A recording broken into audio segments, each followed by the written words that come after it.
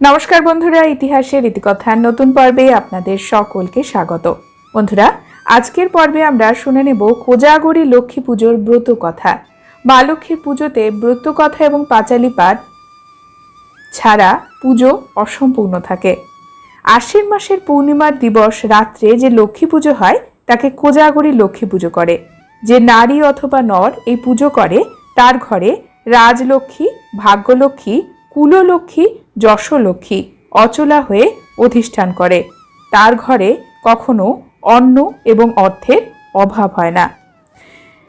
ব্রতকথা। এক দেশে এক রাজা ছিলেন। তার নিয়ম ছিল একটি, তার হাটে যেসব জিনিস বিক্রি হতো না তিনি সেই সব জিনিস উচিত মূল্যে কিনে নিতেন। একদিন এক কামার লোহার একটি মূর্তি বিক্রি করতে নিয়ে এলো, কিন্তু সকাল থেকে সন্ধ্যা সে মূর্তি আর বিক্রি হলো না। কামার তখন রাজবাড়ির সামনে দিয়ে চিৎকার করে বলে যেতে লাগলো, আমার এই মূর্তি কেউ কিনবে নাকি গো? রাজা সে কথা শুনতে পেয়ে উচিত মূল্যে সেটা কিনে নিলেন। সেদিন রাত্রে হঠাৎ রাজা কান্নার শব্দ শুনে শয্যা থেকে উঠে বাইরে এসে দেখলেন ঠাকুর ঘরের মধ্যে সেই কান্না আসছে। তখন রাজা ভেতরে প্রবেশ করে দেখেন যে এক পরমা সুন্দরী কন্যা গালে হাত দিয়ে কাঁদছে। রাজা জিজ্ঞাসা করলেন, কে তুমি মা? এই গভীর নিশায় ঠাকুর ঘরে বসে কাঁদছ? কন্যা বললেন, আমি রাজলক্ষ্মী। অনেকদিন তোমার আলোয় ছিলাম, এখন আর থাকতে পারবো না, তাই চলে যেতে হবে, সেই কারণেই কাঁদছি। রাজা কাতরভাবে বললেন, আমি কি দোষে দোষী মা? রাজলক্ষ্মী বললেন, কই আর থাকতে দিলে বলো, তুমি গৃহে অলক্ষ্মী কিনে এনেছো, কাজেই আমায় চলে যেতে হবে। আমি বহুদিন তোমার ঘরে ছিলাম, তাই যেতে কষ্ট হচ্ছে। এখন যাবার সময় তোমায় একটি বর দিয়ে যায়, তুমি সব পশু পাখির কথা শুনতে পাবে। মানবের সার আচার, শীতের সার দমন, ভোজনের সার ঘৃত, নিশির সার জাগরণ। এই বলে রাজলক্ষ্মী চলে গেলেন। ফিরে গিয়ে রাজার আর ঘুম হলো না।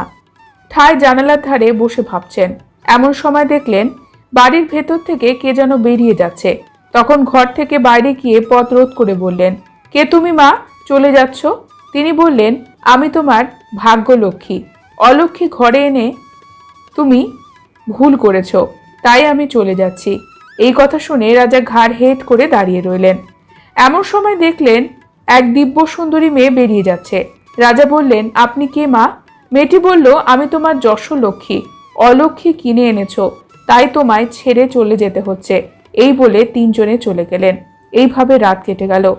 পরদিন রাতে রাজা দেখলেন এক পরম পুরুষ আর এক অনিন্দ সুন্দরী নারী একসাথে বাইরে চলে যাচ্ছেন। দেখেই রাজা ছুটে এসে বললেন, কে আপনারা? এই নিশিরাতে দুজনে লুকিয়ে যাচ্ছেন কোথায়? নারী বললেন, আমি কুললক্ষ্মী, অলক্ষ্মীর জন্য তোমায় ছেড়ে যাচ্ছি। পুরুষ বললেন, আমি হচ্ছি ধর্ম, অলক্ষ্মীর জন্য আমাকেও তোমায় ছেড়ে যেতে হচ্ছে। সে কথা শুনে রাজা ধর্মের পায়ে হাঁটু গেড়ে বসে বললেন, আমার দোষ কি ধর্মরাজ? প্রতিজ্ঞা রক্ষার জন্যই তো অলক্ষ্মীকে কিনেছি, সে তো আপনি জানেন। ধর্মই আমার সম্বল, সেই ধর্ম বলে বলিয়ান হয়ে আমি রাজলক্ষ্মী, ভাগ্যলক্ষ্মী এবং কুললক্ষ্মীকে ও যশলক্ষ্মীকে বাধা দিইনি। আমি ধর্মপ্রাণ, ধর্মত্যাগ করিনি। আমি আপনাকে যেতে দেব না। ধর্ম দেখলেন রাজার কথাই ঠিক, তখন তিনি রয়ে গেলেন আর কুললক্ষ্মী একলা চলে গেলেন। যতদিন যায় রাজার অবস্থা ততই খারাপ হয়। লক্ষ্মীহারা হয়ে তার সুখ কোথায়? রাজার শরীর দিন দিন ক্ষীণ হতে লাগলো। তাই দেখে রানীর মনে ভয় হলো। তিনি নিজে বসে যেদিন যেমন হতো তেমনি রাজাকে খাওয়াতেন। রাজা খেতে বসলেই পঙ্গপালের মতো পিঁপড়ের সার খাবার থালার চারদিক বসে ঘিরে থাকতো। কিছুদিন পর রাজার অরুচি হতে লাগলো। তিনি রানীকে বললেন, আমার কোনো খাবারে ঘি দিও না। তাই হলো। রাতে রাজা খেতে বসলেন আর রানী পরিবেশন করতে লাগলেন। এমন সময় পাতের কাছে পিঁপড়ের সার জমা হয়ে গেল। এদিক ওদিক ঘুরে খাবারে তাদের রুচি হয় না।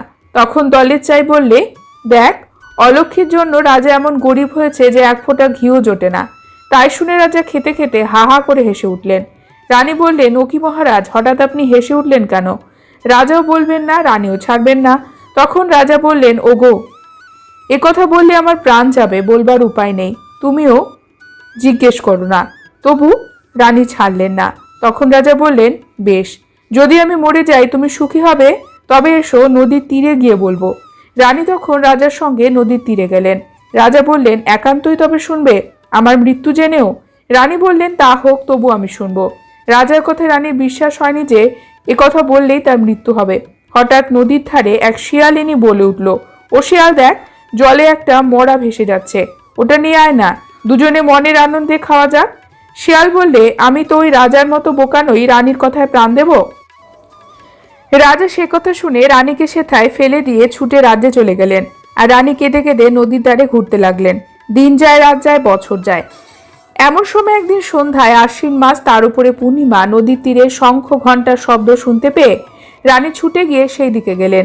দেখলেন মুনিকন্যাগণ কলার পেটোতে করে লক্ষ্মী ঠাকুরন গড়ে ফুল চন্দন দিয়ে পুজো করছেন। রানী দেখে বললেন, হ্যাঁ গো, তোমরা কি পুজো করছো?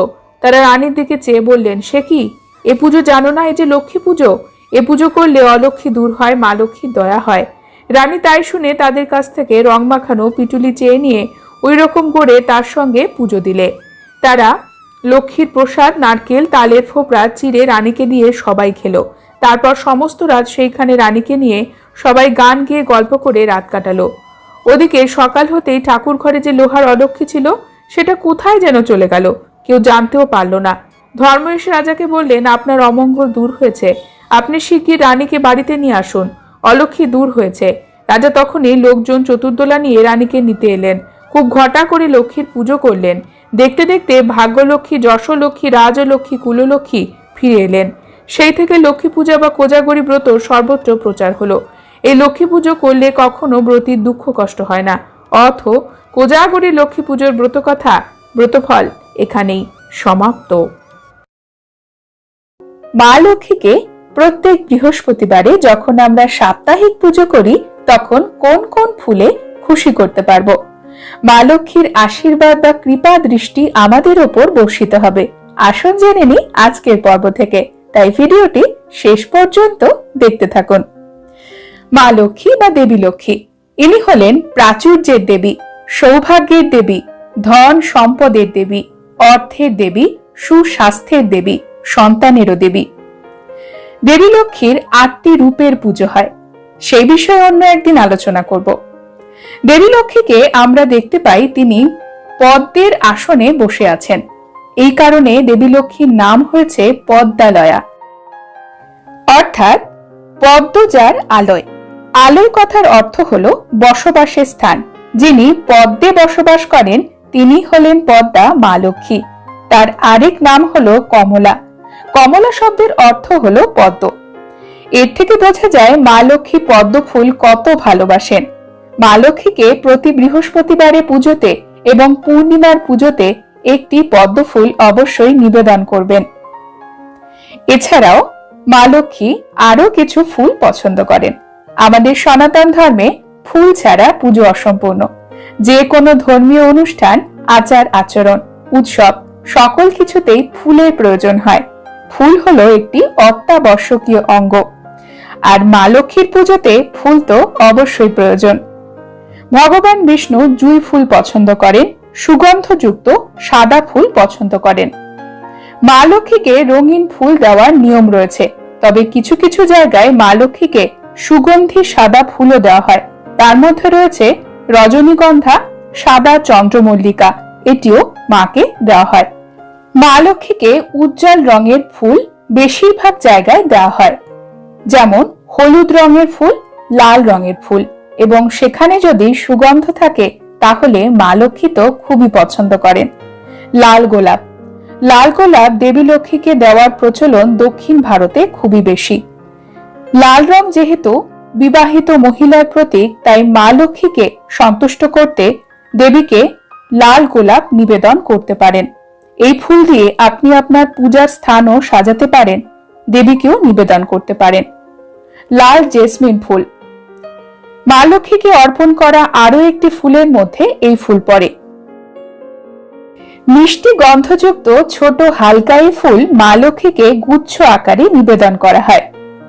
গাঁদা ফুল, গাঁদা ফুল আমাদের সনাতন ধর্মে যে কোনো পুজো এবং উৎসব অনুষ্ঠানে গৃহসজ্জার জন্য ব্যবহার হয়। মা লক্ষ্মীর পুজোতেও গাঁদা ফুল নিবেদন করতে পারেন। হলুদ, কমলা, লাল এই 3 রঙের গাঁদা ফুলই মা লক্ষ্মীকে নিবেদন করা যায়। জবা ফুল, দেবী লক্ষ্মী বিবাহিত মহিলাদের প্রতীক। এই কারণে মা লক্ষ্মীকে লাল ফুল নিবেদন করার নিয়ম রয়েছে। লাল জবাও মাকে নিবেদন করা যায়। উজ্জ্বল রঙের ফুল দেবী লক্ষ্মী পছন্দ করেন। রঙ্গন ফুল। রঙ্গন ফুলও ছোট ছোট লাল লাল হয়। এই ফুলগুলিও গুচ্ছ আকারে মাকে নিবেদন করতে পারেন। এই ফুলগুলি দিয়ে পূজার স্থানও সাজাতে পারেন। খুবই সুন্দর এবং প্রাণবন্ত দেখতে লাগে। দুর্বা ঘাস। যদিও এটি কোনো ফুল নয়, তবে মা লক্ষ্মীর পুজোতে ধান দুর্বার ব্যবহার প্রাচীন কাল থেকেই চলে আসছে। বন্ধুরা, আজকের পর্ব এখানে শেষ করছি। পরবর্তী পর্বে নতুন একটি বিষয় নিয়ে আপনাদের সঙ্গে কথা হবে।